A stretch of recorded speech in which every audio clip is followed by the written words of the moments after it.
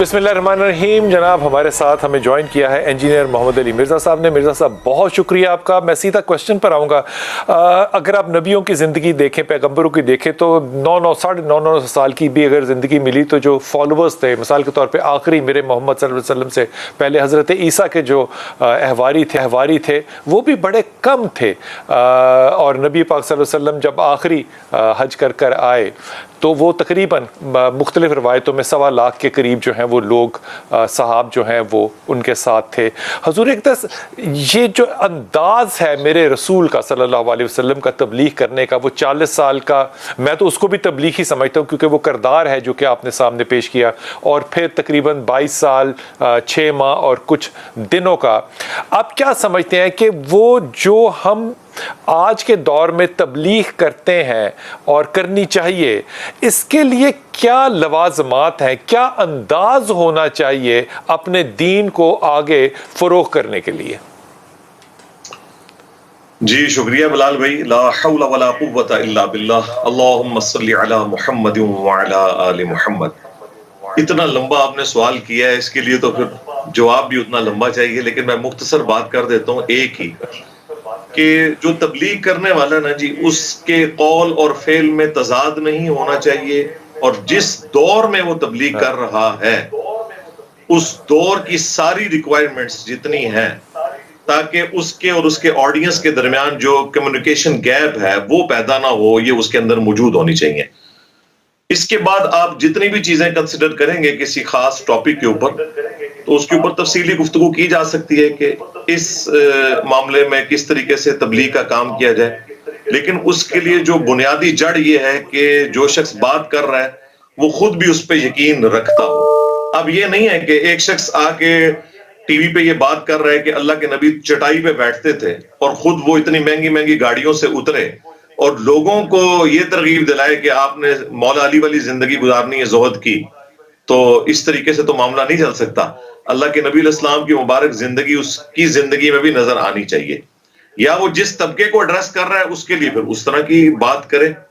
और इसके लिए जो दावत की चाबी है वो आयत है सूरह आल इमरान की आयत नंबर 64, कुल या अहलल किताब ताअलू इला कलिमतिन सवाइम बैनना व बैनकुम अल्ला नअबुदा इल्लल्लाह। आओ अहले किताब, हम उस एक बात पर इकट्ठे हो जाएं जो तुम में और हम में कॉमन है, कि हम मत पूजे किसी को सवाए अल्लाह के। यानी कॉमन टर्म्स के ऊपर आपने बात करनी है। कॉमन टर्म से बात जब स्टार्ट करेंगे फिर अगले मामला जो है वो चल सकते हैं। नबी इस्लाम का भी पहले किरदार मनवाया गया, फिर आप सल्लल्लाहु अलैहि वसल्लम अपनी उस दावत को आगे लेकर चले। जी बताइए।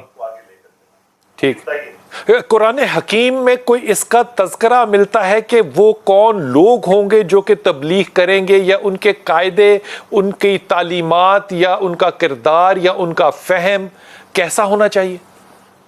देखें ना जी, इसके लिए जो मरकजी आयत है वो तो सूरतुन नहल की आयत नंबर 125 है।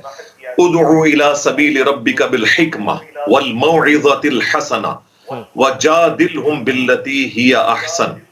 बुलाओ अपने रब के रास्ते की तरफ, नंबर 1 हिकमत के साथ, नंबर 2 अच्छे वाज के साथ, और नंबर 3 जब मुखालिफ से तुम्हारा मुजादला हो, जिसे हम उर्फ़े आम में मुनाजरा कहते हैं या डिबेट कह लें, तो उसमें ahsan तरीके से उससे गुफ्तगू करनी है। तो ये 3 कैटेगरीज बताई गई हैं। कुछ लोग हैं जिनको आपको हिकमत के साथ बुलाना पड़ेगा, जब तक लॉजिकली आप उन्हें कायल नहीं करेंगे वो आपकी किसी बात को सुनने के लिए तैयार नहीं है, जिसके लिए आज के मॉडर्न दौर में एक आलिम दीन को साइंस का इल्म आना चाहिए।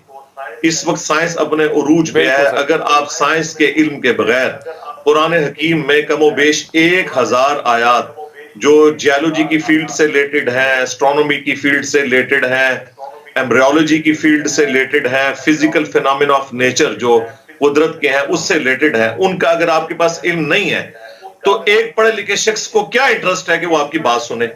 हिकमत वाली बात। दूसरा वाज़े हसना, ये तो बहुत ज्यादा हमारे माशरे में पाया जाता है, जिसकी नुमाइंदा मिसाल मौलाना तारिक जमील साहब है हफिज़हुल्लाह ताला, कि एक आम बंदा जिसके दिमाग में इतनी ज्यादा चीजें नहीं होती हैं उसको अच्छे वाज के जरिए आप बुला सकते हैं।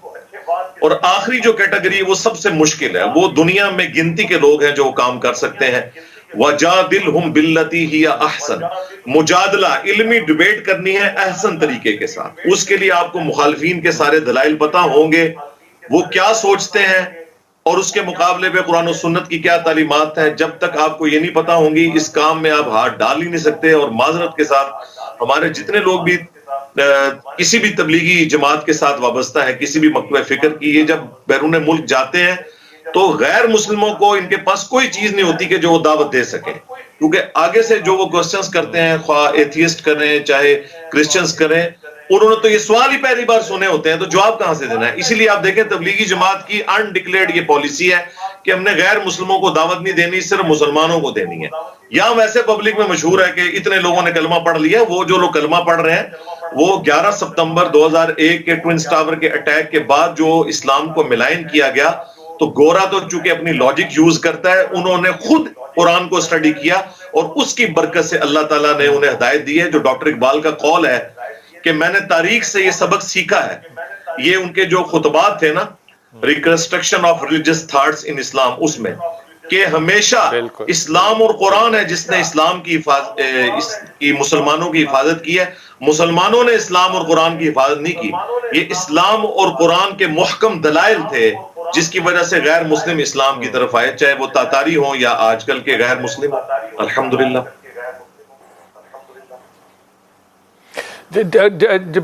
مرزا صاحب آپ نے جو بات کی اور اقبال کی جو بات کی، ریکنسٹرکشن آف ریلیجس کی، وہ لاہور کا مجھے وہ گھر بھی یاد ہے اقبال کا جہاں بیٹھ کے تھڑے پہ اس نے وہ کتاب لکھی تھی. تو لیکن مجھے دل سے افسوس یہ ہوتا ہے کہ پاکستان میں شاید 1% لوگ ہوں جو کہ پڑھتے ہوں یا شاید اس سے بھی کم ہو. لیکن میں تو اس میں ایک اور چیز بھی ایڈ کروں گا کہ صرف سائنس کا علم نہیں، میرے خیال میں تو فلسفہ بھی آنا چاہیے. میرے خیال میں تو مابعد الطبیعیات جو ہے وہ بھی آنی چاہیے. پورا ایک پیکج بنے گا تو دین جو ہے وہ اچھا ریپرزینٹ ہوگا حضور. لیکن انتہائی دکھی دل سے میں بات کہہ رہا ہوں کیونکہ میں نے زندگی کے 8 سال ضائع کیے مسجد سے باہر، کیونکہ مسجد والے مجھے قبول ہی نہیں کرتے تھے میری پتلون کی وجہ سے، یا کچھ اور بات نہیں کہنا چاہتا. میں نے 8 سال، جب تک کہ میں نے خود حدیث پہ ادراک نہیں حاصل کیا، میں نے بخاری اور مسلم کو نہیں پڑھا، پھر میں جا کے ان سے بحث کرتا تھا کہ حضور اقدس یہ بخاری شریف میں ایسے ہی لکھا ہوا ہے، یہ حدیث ہے، میں نبی کا قول مانوں گا، آپ کا قول کیوں مانوں؟ تو میرے ہی محلے کی مسجد ہے جہاں پہ میں اب بھی جاتا ہوں اور وہیں سے نکالا بھی کیا. یہ ویسٹ تھا. مجھے کیا یہ سوچنا چاہیے کہ ہم آج جو اپنے دین کو پریزنٹ کرتے ہیں نیشنلی یا انٹرنیشنلی، ہم بنیادی طور پہ دین سے زیادہ اپنے نظریات کو ریپرزینٹ کرتے ہیں. میں مسلک کا لفظ نہیں استعمال کر رہا، ہم دین کو ریپرزینٹ، اسلام کو ریپرزینٹ کرنا جو ہے، اس کی پابندی کیسے آئے گی؟ دیکھیں نہیں، اس کے لیے تو بنیادی چیز وہی ہے جو آپ نے بتا دی ہے کہ علم حاصل کیا جائے خود. جب تک آپ علم حاصل نہیں کریں گے، اب ڈاکٹر اقبال کی بات چھڑی ہے تو ایک آیت ہے قرآن حکیم کی جو صدیوں سے مسلمانوں سے اوور لک تھی. ڈاکٹر اقبال کی عقابی نظریں اس آیت کے اوپر پڑی جو 10 کمانڈمنٹس آئی ہیں سورہ بنی اسرائیل کے اندر. اس میں آیت نمبر 36 ہے، 9th کمانڈ، وَلَا تَقْفُ مَا لَيْسَ لَكَ بِهِ عِلْمٌ ان السمع والبصر والفؤاد كل اولئک کان عنہ مسئولا. اے انسان، کسی چیز کی پیروی اس وقت تک مت کر جب تک کہ اس کے بارے میں تو ڈیفینیٹ علم نہ حاصل کر لے. بے شک کان، آنکھ اور عقل، دل ہو یا دماغ، اس کے بارے میں تم سے پوچھا جائے گا کہ ان 3 انسٹرومنٹس کو یوز کر کے تم نے حق بات تک پہنچنے کی کوشش کیوں نہیں کی. اس آیت کی بنیاد پہ ڈاکٹر اقبال نے ان خطبات میں یہ کلیم کیا ہے کہ the inner core of present western civilization is Quranic، کہ اس وقت جو اندر کا اندرونی کور ہے ویسٹرن سیویلائزیشن کا وہ قرآنک ہے، وہ لاجک کے اوپر چلتے ہیں. یہ سائنس ساری لاجک کے اوپر چل رہی ہے. بہت اچھی بات. فلسفے کے حوالے سے میرا موقف یہ ہے کہ سائنس نے آ کے تو سب کو پچھاڑ دیا نا جی. فلسفے میں تو آپ کوئی ایک بنیاد رکھتے تھے، پھر اس سے کورالریز نکالتے تھے، لیکن سائنس نے تو ماشاء اللہ تعالی یہ اپنے فلسفہ استاد کو بھی پیچھے چھوڑ دیا. علم حاصل کریں، اور علم وہ ہے جو کتابوں کے اندر ہے. بکش مسلمان بنے، جو نبی الاسلام نے حجت الوداع کے موقع پر قرآن اور سنت چھوڑی، غدیر خم پر فرمایا قرآن کو پکڑنا، اہل بیت کے ساتھ اس نے سلوک کرنا. جب تک ہم علم حاصل نہیں کریں گے نا جی، ہم پستے رہیں گے.